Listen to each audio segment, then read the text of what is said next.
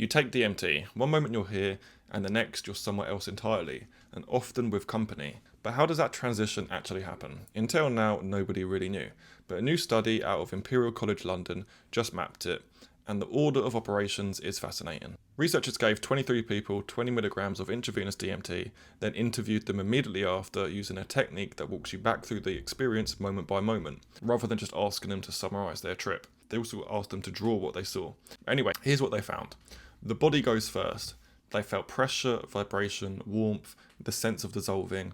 Vision comes next, and sound, if it shows up at all, comes last. Before space even forms, at least two senses have to blend together, usually the body sense plus one more, like vision or sound.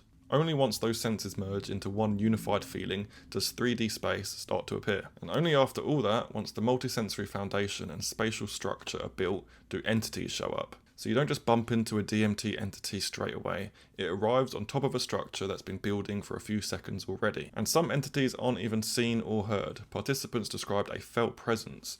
So they didn't see anything or hear anything, just had an unmistakable sense that something else was there with them. Some scientists think that the brain has a dedicated entity detector, a specific brain circuit whose whole job is spotting other minds. But if entities only show up after all that sensory and spatial groundwork is already done, that theory doesn't really hold up. The entities aren't a separate signal the brain adds in. They appear to emerge from the same process that's building the rest of the world around them. Now this can also line up with something we've covered before, the Gallimore-Hoffman-Hermanson traces of other paper, which predicts that if entities are traces of something genuinely external, they should appear inside coherent, structured space, not just as random intrusions. But that's another story for another day.